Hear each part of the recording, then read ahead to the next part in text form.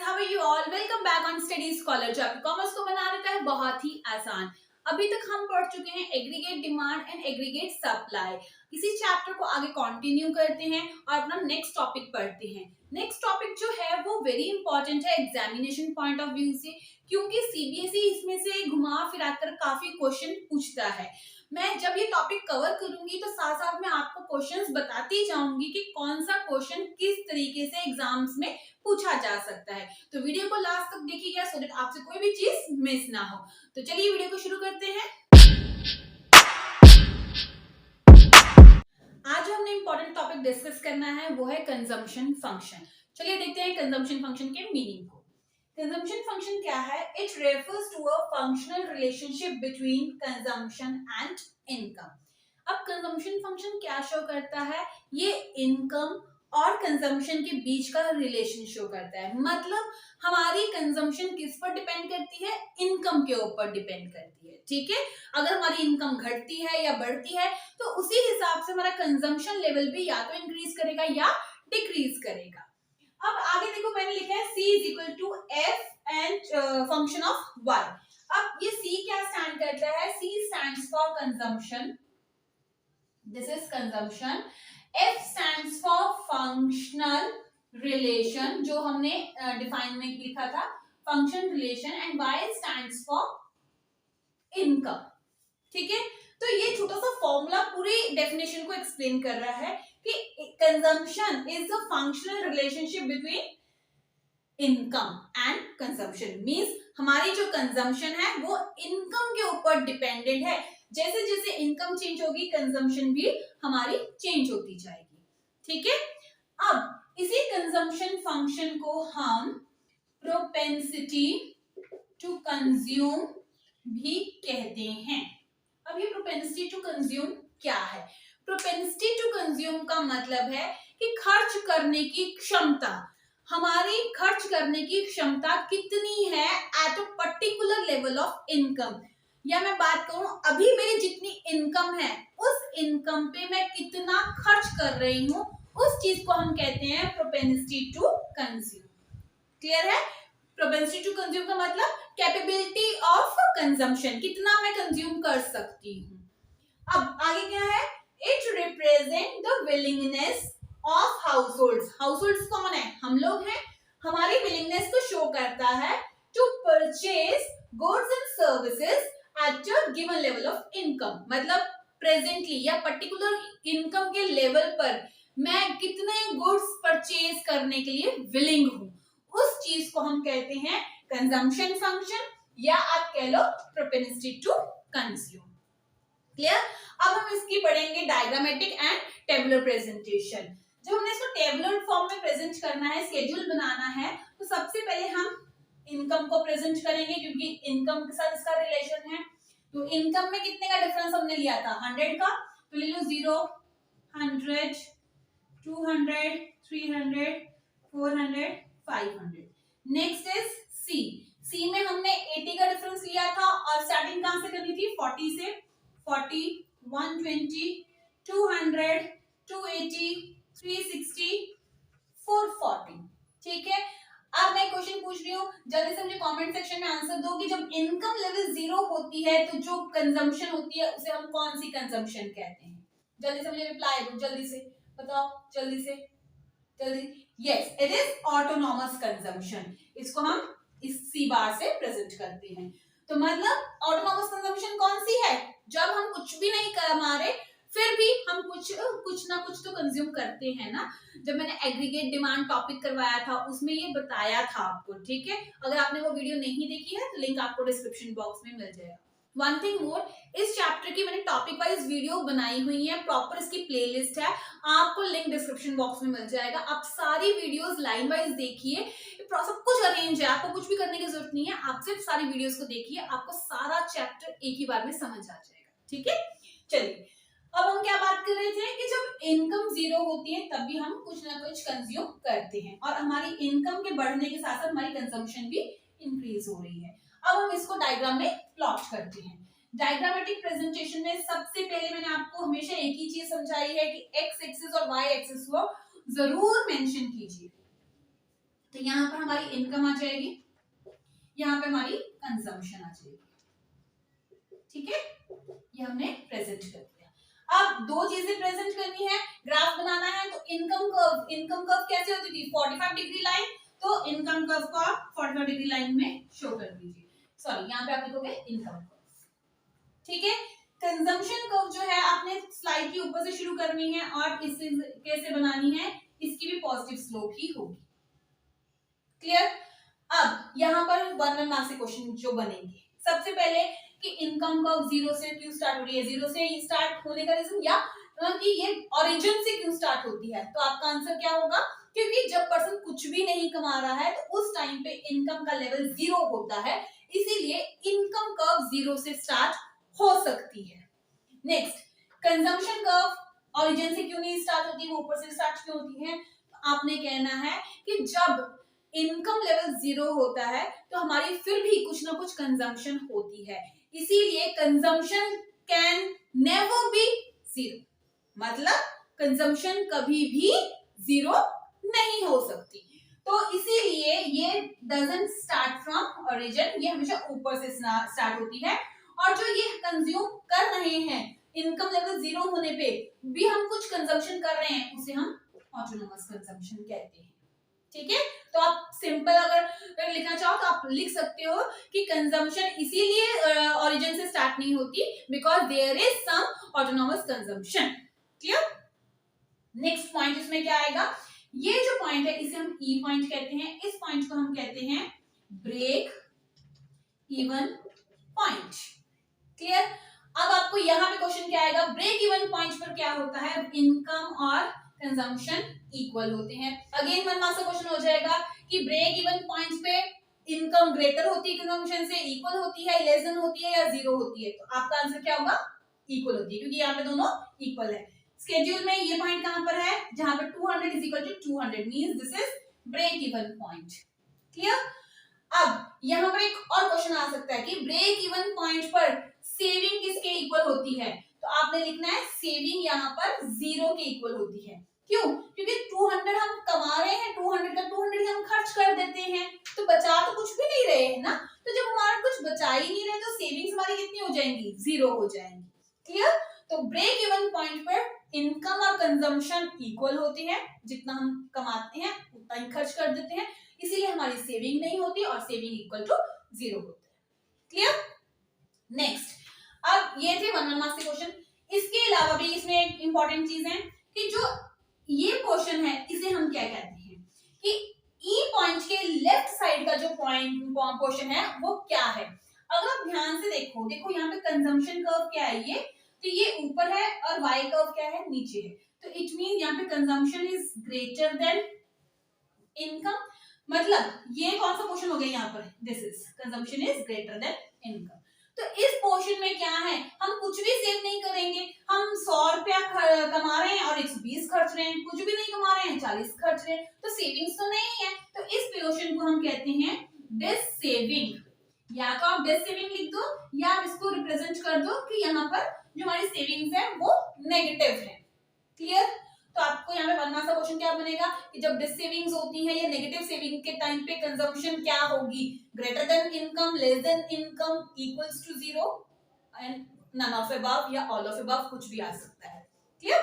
तो ये पोर्शन, अब यहाँ पर क्या आएगा, देखो यहाँ पे इनकम का ऊपर है, it means here income is greater then consumption. Income जब ज्यादा है, स्केड्यूल में ये वाला क्वेश्चन आएगा, income is greater then consumption. जब ज्यादा है तो इट मींस हम कुछ ना कुछ सेव कर रहे हैं, तो यहाँ पर हमारी सेविंग्स होंगी, या आप कह सकते हैं कि यहाँ पे हमारी पॉजिटिव सेविंग्स है, पॉजिटिव कह लो या सेविंग कह लो।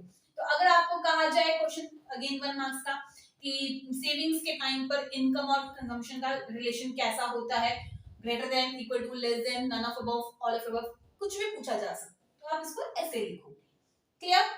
ये हो गया इसका स्केड्यूल। अब यहाँ स्केड्यूल एंड डायग्राम, यहाँ पर हम स्टॉप नहीं करेंगे, मैंने आपको हमेशा बताया है कि डायग्राम के साथ उसकी एक्सप्लेनेशन इज मस्ट। तो नेक्स्ट हम लिखते हैं एक्सप्लेनेशन। एक्सप्लेनेशन लर्न नहीं करते होते हैं हम, जो हमने बनाया होता है उसी को प्रेजेंट करते हैं। तो फर्स्ट हमारा क्या आ जाएगा, हमने यहाँ पर क्या बनाया था, इनकम कर्व और कंजम्पशन कर्व बनाई हुई है। नेक्स्ट क्या है, इनकम कर्व और कंजम्पशन कर्व ऊपर की तरफ स्लोप जा रही है, तो सबसे पहले आप लिख दो income and consumption has positive slope, दोनों ऊपर की तरफ जा रही हैं।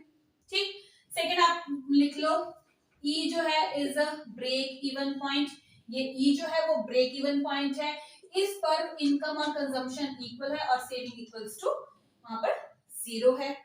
ठीक है, थर्ड आप पॉइंट क्या लिखोगे कि एट जब इनकम इज 0, जब इनकम 0 है, there is some autonomous consumption भी है, कि जब हम कुछ भी नहीं कमा रहे फिर भी हम ऑटोनॉमस कंजम्पशन है हमारी।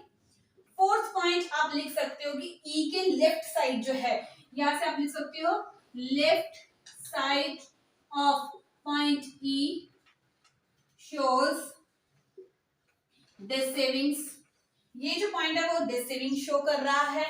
एंड फिफ्थ पॉइंट आप लिख सकते हो कि राइट साइड क्या शो कर रहा है, जल्दी से बताओ मुझे, right side of point E shows positive saving, या आप सिंपल लिख सकते हो सेविंग, कि ये पॉजिटिव सेविंग या सेविंग शो कर रहा है। ठीक है, ये थी हमारी एक्सप्लेनेशन ऑफ कंजम्पशन फंक्शन। एक चीज याद रखना कि जो कंजम्पशन कर्व मैंने बनाई है, इसकी पिक्चर माइंड में पेस्ट कर लो, क्योंकि जब हम इसके टाइप्स भी पढ़ेंगे तो ये डायग्राम या इसकी कर्व एज इट इज ही बनेगी। ठीक है, तो चलिए अब हम नेक्स्ट पढ़ते हैं प्रोपेंसिटी टू कंज्यूम्स के टाइप। अगर हम टाइप की बात करें तो प्रोपेंसिटी टू कंज्यूम दो टाइप की होती हैं, first is APC and second is MPC. APC stands for average propensity to consume. इसका मतलब क्या है, it refers to the ratio of consumption corresponding to income. हमारे डिफरेंट लेवल ऑफ इनकम पर हमारे कंजम्पशन का क्या क्या लेवल होता है वो रिप्रेजेंट करता है एपीसी। अब अगर इसके फॉर्मूले की बात करें तो APC is equal to C upon Y, means जितनी हमारी इनकम होगी उसी के हिसाब से हमारी कंजम्पशन होगी। इसको मैं एक एग्जांपल से समझाती हूँ। फॉर एग्जांपल, अगर मेरी इनकम 100 है, मैं 100 रुपीज अर्न कर रही हूँ और उसमें से मैं 50 रुपीज खर्च कर देती हूँ और 50 मैं सेव कर लेती हूँ। हमने कहा था ना कि जितनी भी इनकम होगी या तो कंज्यूम होगी या वो सेव होगी। तो सपोज 100 में से मैं 50 रुपए खर्च कर देती हूँ, तो मेरी रेशियो क्या आएगी, अगर आप इसको रेशियो में निकालो तो 0.5 आ गई, मींस 50% ऑफ इनकम जो है वो मैं खर्च करने पे यूज कर रही हूँ। ठीक है, दिस इज कॉल्ड एपीसी। समझ आया, ये ज्यादा भी हो सकती है, मैंने 50% लिया, आप 80% भी कंज्यूम कर सकते हो। क्लियर, अब इसको हम स्केड्यूल की फॉर्म में देखते हैं। तो वही हमने इनकम और कंजम्पशन का ग्राफ बना लिया। जब हमने एपीसी निकाली तो इनकम और कंजम्पशन की डिवीजन कर दी। तो आप यहाँ पे देखोगे जब 120 को मैं 100 से डिवाइड कर रही हूँ तो 1/2, यहाँ पे 1 और यहाँ पे 0.9 इसकी वैल्यूज आ गई। डायग्रामेटिक फॉर्म में क्या है, डायग्रामेटिक फॉर्म में मैंने आपको कहा था ना, कंजम्पशन कर्व की एक डायग्राम अच्छे से याद कर लो, माइंड में पेस्ट कर लो। ये देखो मैंने वही कंजम्पशन कर्व बनाई है, ये अपवर्ड स्लोपिंग है, 0 से स्टार्ट नहीं हो रही है, ऊपर से स्टार्ट हो रही है, क्योंकि यहाँ पर क्या है, ऑटोनॉमस कंजम्पशन है। क्लियर, अब यहाँ पर एपीसी हम कैसे मेजर करेंगे, तो जो ये पॉइंट है ना, इस पॉइंट पे हम कहेंगे एपीसी किसके इक्वल हमने मेजर करनी है, सी अपॉन वाई पर। अब यहाँ पर क्या है, इनकम कितनी हुई, ओ बी, ये मेरी ओ बी इनकम का लेवल है, और इतनी इनकम पर मैं कंजम्पशन कितनी कर रही हूँ, ओ ए, तो here O A is my consumption level. तो इस पॉइंट पर APC C upon Y is equal to O A upon O P. अब इसकी एक्सप्लेनेशन आएगी, ये आप इसको एक्सप्लेनेशन भी कह सकते हो और इंपॉर्टेंट पॉइंट्स रिगार्डिंग एपीसी भी कह सकते हो। इसमें से 1 मार्क्स के क्वेश्चन बहुत बनेंगे। फर्स्ट क्या है, as long as C is greater than Y APC is greater than 1। ये जो पॉइंट्स हैं लिटिल बिट टेक्निकल हैं, पर आप आराम से समझिएगा। अगर समझ नहीं आएगा तो वीडियो को दोबारा देख लीजिए ताकि आपको सारा टॉपिक समझ आ जाए। फर्स्ट क्या है, as long as C is greater than Y APC is greater than 1। अब यहाँ पर देखो, स्केड्यूल में आ जाओ, यहाँ पर क्या है, ये 1.2 है, मींस 1.2 मींस ग्रेटर देन 1 है एपीसी की वैल्यू। तो कब है, जब कंजम्पशन कितनी है 40, 120 एंड इनकम कितनी है 0 और ये, मींस यहाँ पर C is greater than Y। ठीक है, कि जब मेरी कंजम्पशन ज्यादा है, इनकम कम है, तो मेरी एपीसी कितनी होगी 1.2 मींस ग्रेटर देन 1 होगी। आ गया 1.2 आ गया। नेक्स्ट क्या है, एट ब्रेक इवन पॉइंट, याद है ना ब्रेक इवन पॉइंट कौन सा होता है, जहां पे y और c इक्वल होते हैं, उस पॉइंट पर एपीसी किसके इक्वल है 1 के इक्वल। अब ये देखो, this is called break even point, जहां पर इनकम और कंजम्पशन इक्वल है।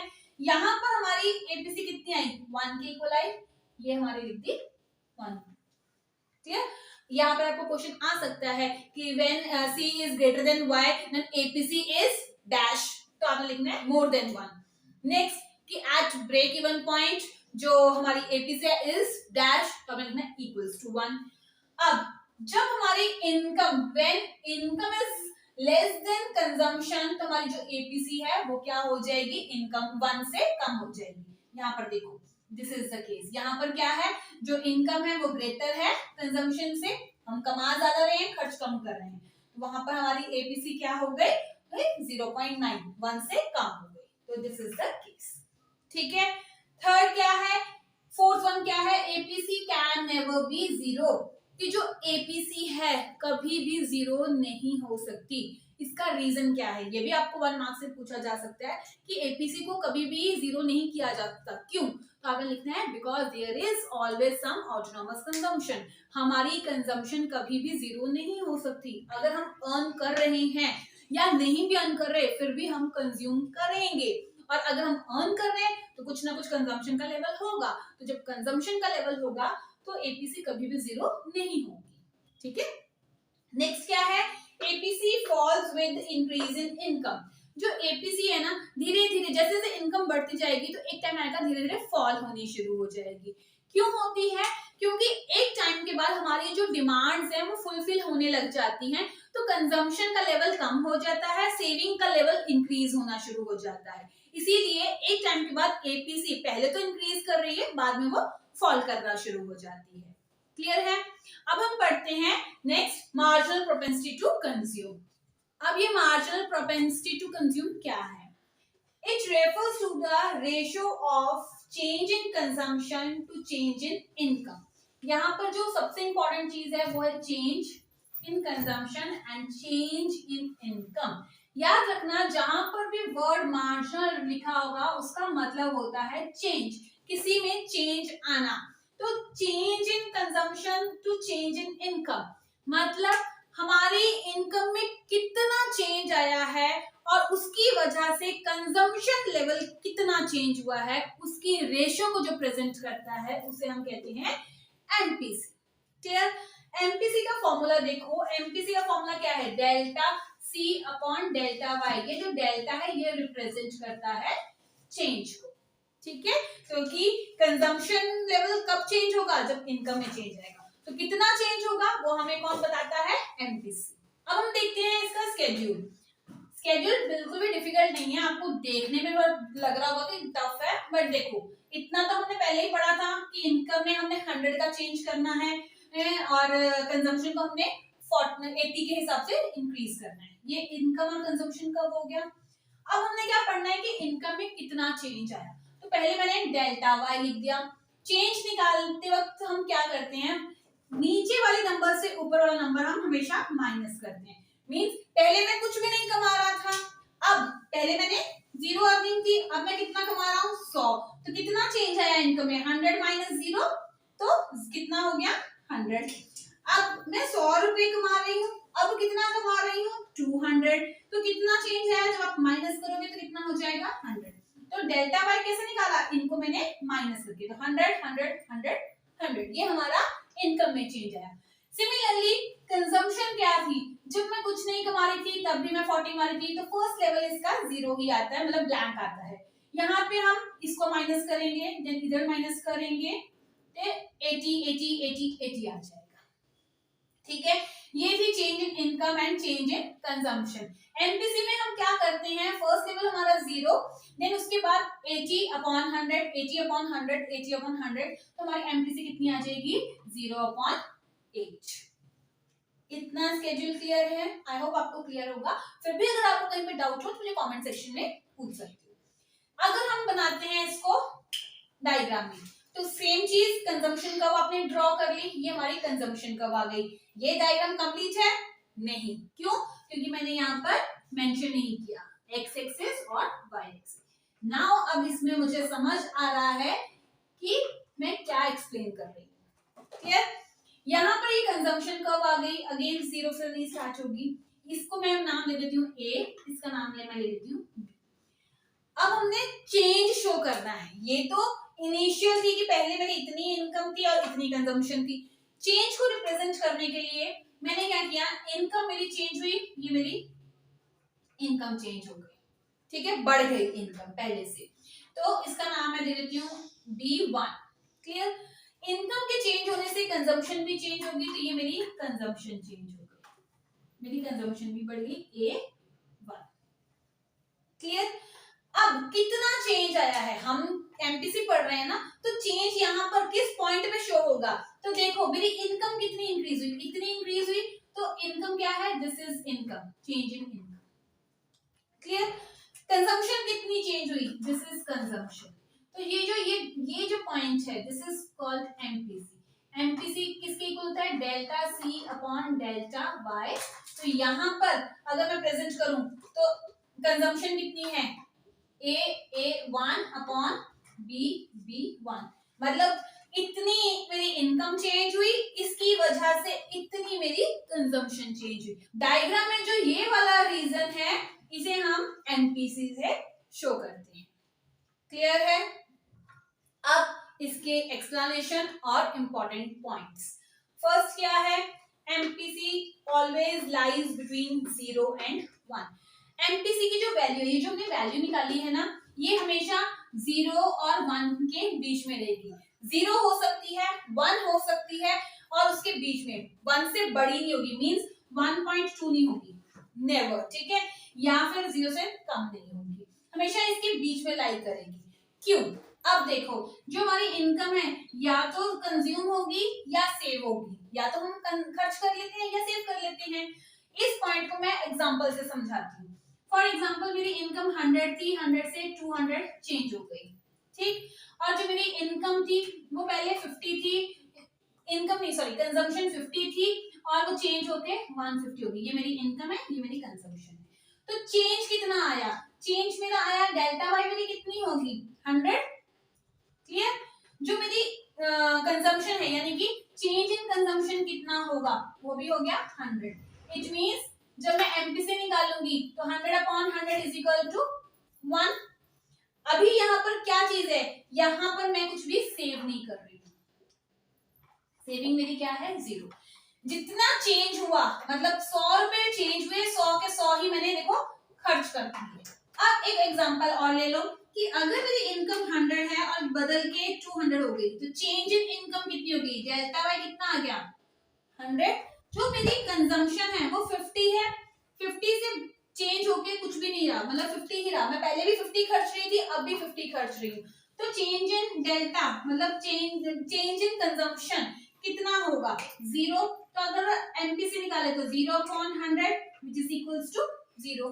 मतलब या तो मैं जितनी भी मेरी इनकम है उसमें से सारा कंज्यूम कर देती हूँ, तो मेरी एमपीसी की वैल्यू 1 आ जाती है, या फिर अगर मैं सारी चीज पैसा सेव कर लेती हूँ, कंजम्पशन नहीं करती हूँ, तो मेरी वैल्यू आती है 0। तो या तो मैंने कंज्यूम कर लिया सारा तो 1 वैल्यू आ गई, जब मैंने सारा सेव कर लिया तो 0 वैल्यू आ गई, अगर मैंने कुछ खर्च किया तो इसके मिड में वैल्यू आ गई। तो इसीलिए हम कहते हैं कि एमपीसी की जो वैल्यू है वो ऑलवेज लाइज करती है 0 और 1 के बीच में। क्लियर? नेक्स्ट क्या है, MPC is also known as a slope of consumption curve. 1 mark के लिए क्वेश्चन इंपॉर्टेंट है कि slope of consumption curve is known as dash, तो एमपीसी को हम उसकी स्लोप कहते हैं, ठीक है। Next, MPC of poor is higher than rich. ये क्या है कि एमपीसी ऑफ पुअर मतलब खर्च करने की क्षमता जो रिच की है वो कम होती है एज कंपेयर टू पुअर। अब आप सोचोगे कि खर्च करने की क्षमता से कैसे रिच की ज्यादा कम होगी, क्योंकि उनके पास तो पैसा होता है। देखो यहाँ पर हम मार्जिनल प्रोपेंसिटी टू कंज्यूम की बात कर रहे हैं। जब हमारी इनकम होती है, जो गरीब लोग होते हैं, जो पुअर लोग होते हैं, उनकी जब इनकम इंक्रीज होती है ना, तो उतने ही लेवल से वो अपनी डिमांड को पूरा करना चाहते हैं, कि उनकी बहुत सारी विशेष होती हैं जो पहले वो नहीं पूरी कर पा रहे थे।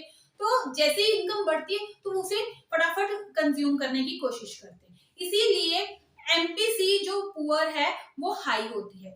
जो रिच लोग होते हैं उनकी डिमांड्स ऑलरेडी पूरी हो रखी होती हैं, तो इसीलिए जब उनकी इनकम बढ़ती है ना, तो उनकी कैपेबिलिटी जो है खर्च करने की वो उतनी तेजी से नहीं बढ़ती।